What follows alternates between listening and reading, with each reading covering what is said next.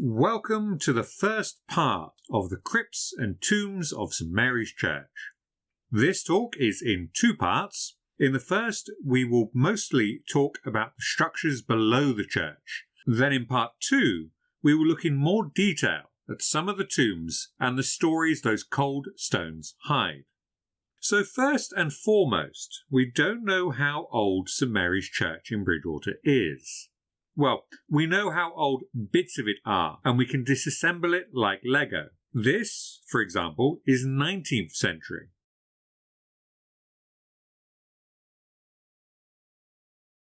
This is 14th century.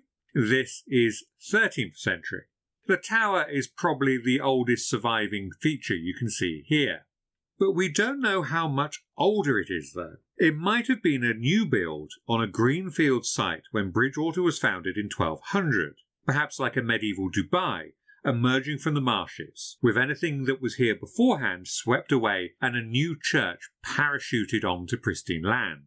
But then again, it may be older. The parish of Bridgwater, a division of the wider landscape administered by a parish church, is mentioned in the 1080s. And there would have been a church to service it. Was it here? Maybe. We have no idea at the moment for certain. Being at the possible crossing of two routeways, east to west, north to south, this may have been a spiritual place for a very long time. What we need to know at least is that however long a church has stood here, or ancient temple, grove or shrine, then dead people would have been buried here too, and inside the church as well as outside. Burying people inside buildings is quite an alien practice to us, but for most of human history it was quite normal. The ancient settlement of Skara Brae in Orkney, deserted 4,500 years ago, has two adult females buried beneath one of the houses. More locally, at Crypt Bridge, a house of the Roman port there was found to have the skeleton of a very young child deposited below the clay floor. For us, it is an odd practice to bury loved ones below the living room, but each to their own. With Christianization, there came a notion of burials only in consecrated ground. With this came the idea of burial in spiritually superior places as well. So the south side of the churchyard would be better than the north side, for example, and inside was better than outside. Once you're inside, you'd want to be closer to the east and the high altar, which will be better than the west. And if you couldn't do that, then one of the side altars would be a preference. Burial inside St Mary's Church will always have been reserved for the clergy and the wealthier townsfolk, although the super well-off will have been buried in either the hospital or the friary, but that's another story. So let's assume we have our first church on this site, or at least the earliest church we can get a grasp on. We have our tower. We probably have a building that fits within the pillars as they stand today. That probably had a packed earth floor with flagstones over the top. We wouldn't get tiles for a couple more centuries. Bodies would just be cut into this floor, perhaps with specially reinforced stone sides, or these solid stone coffins, and this reinforcement would stop subsidence as the bodies rotted down. A great slab would be placed on top of the burial, and this slab would develop into the earliest type of memorial. It would be inscribed with a cross and maybe even inscription. In St Mary's there are these two slabs from burials from the early days of Bridgwater, although we think these came from the Hospital of St John in Eastover and were moved here in later centuries. So the first one is within the easternmost recess on the south side of the church, where there is this shallow stone lid bearing a foliate head to a worn staff in the shape of a cross. Within the westernmost recess, there has been laid a larger single slab of a similar type. As Bridgwater became more prosperous, then the church was extended outward, with new aisles on the sides and transepts and so on, upward, with the spire, but also downward, and this is where we get to the crypts and the tombs. So let's first look at the Charnel House, also known as the Bone House, or more recently, the Boiler Room. A charnel house was a place for old bones to be kept. The important thing was for your dead body to be in consecrated ground, and over the years, as more and more burials were added to the churchyard, older, forgotten bodies would be uncovered. You'd usually just rebury them at the bottom of the new grave, but eventually you would have too many bones, so having a room where they could be assembled would keep them on consecrated ground and get them out of the way, but also so that they would be on hand to reassemble and rise again on the resurrection morning when all souls will be judged at the end of time. Here are a few Charnel House examples to give you an illustration of what is meant. In the accounts of St Mary's churchwardens from 1385 to 1387, we have the mention of the making of the Charnel House, when Hugh Plummer, the plumber, was paid to arrange the lead work for it. Given the church was at least 200 years old at this point, it's perhaps not surprising that the churchyard was probably not only full, but also had too many bones that were becoming an issue. That date of the 1380s is interesting. Less than 40 years before, so within living memory, the Black Death had swept through the town within a 6-month period, devastating the population, which meant lots of death and lots of bones. 2 vicars of St Mary's, for example, had died in quick succession. But placing these outside bones inside and now under the church, this would have been something of a spiritual upgrade, so it might not have been disturbing as we moderns might think of the practice as disinterring old burials. So where was the Charnel House? The Charnel House was on the north side of the church in this projection. This little door led down to the Charnel House, while in the room above was the Chapel of the Holy Cross.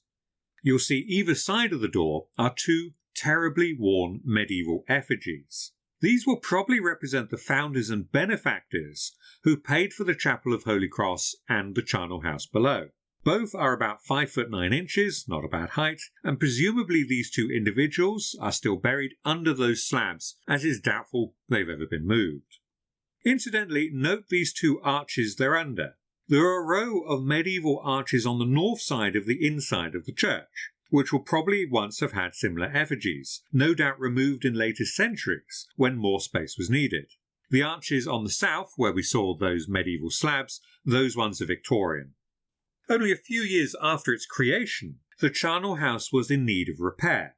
In the church accounts of 1393 to 1394, 2 men were hired for a day to dig, sand and repair the floor of the Charnel House. This is possibly a subsidence issue. Whatever it was, as with any new build property, only 20 years later there was yet more problems. In accounts of 1418 to 1420, money was paid for covering a hole on the far side of the Chapel of Holy Cross in the Charnel House. Exactly how a hole appeared is something of a worry. Money was also spent separately for lowering the floor of the Charnel House, and stonemasons were employed for this, while assistants were paid to remove rubble, then carpenters were paid to board the floor above the Charnel House, and yet another was paid to tile that floor. Perhaps with these sort of tiles you can see at Cleve Abbey, which we know were present in St Mary's. Separately, another man was paid to remove dead men's bones in the Charnel House, and this took him 5.5 days. Obviously, if the stonemasons were lowering the floor of the Charnel House to make more space, they will have needed to empty it first.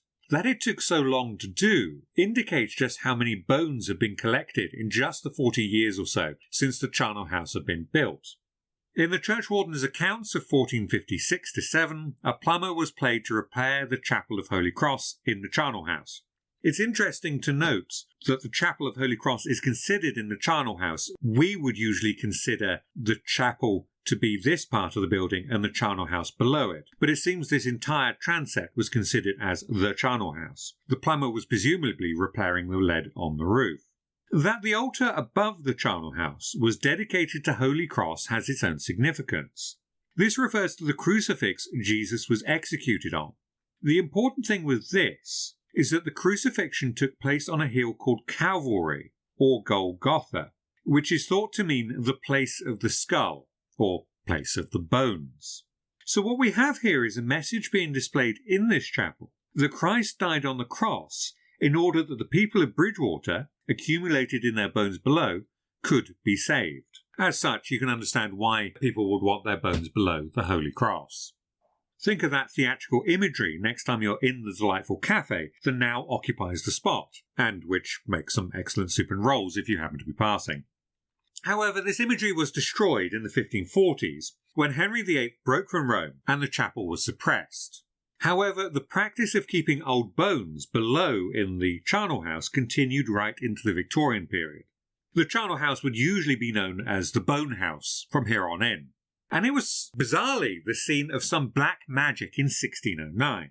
On the 1st of June 1609, the Quarter Session Courts for Somerset examined a Mary Thompson, who is noted as the wife of Robert of Dunster, a surgeon, Margaret Bridge of Haygrove, Christian Applin, the wife of Thomas Applin of Thurloxton, William Bridge of Haygrove, and George Baker of Haygrove. Apparently this little gang had dug earth beneath the gallows of Bridgwater, which they had burnt with a bone, said to be a human shin bone, taken from the bone house of St Mary's Church. These ashes were strewn with a gold ring in William Deacon's orchard at Kingston, in order to make him either marry Margaret or else die. What we can guess from this document is that Mary Thompson was the sort of magician here, and Margaret Bridge was the person the magic was being performed for. All in all, this is pretty strange behaviour, but presumably this William Deacon, who was forced into marriage or death by this magic, would have been Margaret Bridge's estranged lover, and she may have been in the family way, as they used to say. And this gang of vengeful tomb robbers were trying a bit of magic to force William to do the honourable thing. Think of this as a shotgun marriage, where the shotgun being used was demonic magic. Anyway, that aside, we don't hear much about the bone house in the following couple of centuries. It presumably filled up from time to time, and the bones would have been emptied into a pit in the corner of the churchyard. It did, however, come to be a problem in the 1840s, after the town's population had rapidly expanded and there wasn't enough room in the churchyard to bury everyone. Bridgwater was notorious for outbreaks of various and often fatal fevers, mostly caused by the inadequate water supply. This was particularly so on the various outbreaks of cholera and measles in the mid-19th century. There were usually around 300 burials a year in the churchyard, which had space for no more than about 100. So it was the practice to disinter bodies after about 6 months of burial and store the remains in the Charnel House. Newspaper reports in 1849 commented about parts of half-decomposed bodies being left for children and dogs to play with when graves were opened for new burials, and churchgoers also being made ill from the smell of remains within the Charnel House below during Sunday services, as they sat in pews directly above the bones. The churchyard was closed to burials in 1851 and replaced by the Wemden Road Cemetery, and the Charnel House was therefore emptied. It was then that the church was restored, and what had been the Chapel of Holy Cross was knocked through into what had been the Chapel of St Catherine to form the present north transept. The now empty Charnel House was converted into a boiler room for the church's heating system. Much less Gothic horror, but more regular horror in terms of heating bills and maintenance. This is a picture looking into the Charnel House. This was when the floor was removed from the transept above, and most of these walls, at least these two here, are Victorian, but you can see the original walls around the outside. But you can essentially see it's just a large room. What about the crypt? Well, first of all, what is the difference between a bone house and a crypt? Essentially, a charnel house was a place to store bones en masse. A crypt, however, was an underground place where tombs could be visited. So you might go down into the crypt and find several specific family tombs, either in the floor or around the sides. Here's the crypt of Glasgow Cathedral to give you an idea. Here you have the tomb of St Mungo, or St Kentigern, and over here was a holy altar, and in a further lower portion were individual tombs to various bishops. This place was meant to be visited by pilgrim and would have been in daily use. Bridgwater has obviously never yielded a saint, and make of that comment what you will, so we wouldn't expect anything as elaborate here. If there was a crypt, it was probably a central underground room with side rooms for individual family vaults. It was apparently entered via this bricked-in arch in the charnel house, or via a passage below one of the recesses in the north of the church. However, we only have very scant evidence for this. We don't have any mentions in the Middle Ages. So, although it's been taken as read that St Mary's Church had a crypt, we had a devil of a time while researching this video of learning anything about it. In fact, the earliest reference we could find comes in Jarman's History of Bridgwater in 1889, which has the passage, "The canopied recesses now seen in the south wall were placed there to relieve the deadness of that wall, and also to correspond with some original ones in the north wall, one of which is supposed to have led down into the crypt or vaults." Okay, but this doesn't tell us anything about the crypt, and the word supposed there is always a worry. Supposed by whom? We have a bit more to go on with Powell's Ancient Borough of Bridgwater of 1907, and he says, "In those times many interments took place within the church, whose crypt was ever looked upon as a fitting and honourable home for the dead. The practice, though less frequent, prevailed up to the last century, but then it was discontinued, and vast quantities of concrete were laid in the crypt, both for the purposes of stability and also sanitation." Great! Powell was vicar of Bridgwater, so presumably knew what he was on about. Yet, sadly, no. His history is full of bold statements like this and not a huge amount of fact. There's some good bits, but this bit we should take with a lot of caution. There's lots of documentation for the restoration of St Mary's in the 1850s, but no mentions of either crypt or concrete. One suspects Powell here has been told a garbled story by one of the parishioners and is making the most sense of it that he can. When the floors of St Mary's Church were recently taken up for the reordering and relaying of the floor, it does not look like there was a crypt. Instead, the whole area under the church was divided into a mass of family vaults. The archaeologist who observed the work, Keith Faxon, has told us, "During the works there was no evidence of a crypt within the floors, although we did not go that deep. So there is the possibility for medieval remains in the areas where we did not encounter vaults, but there may also have been vaults in these areas further down. I would have thought that every bit of available space within the church would have been either used for burials in the post-medieval period, no sign of any areas being infilled with concrete either." So let's go back to Jarman's statement, one of which is supposed to have led down into the crypt or vaults. Note the word "or" between crypt or vaults.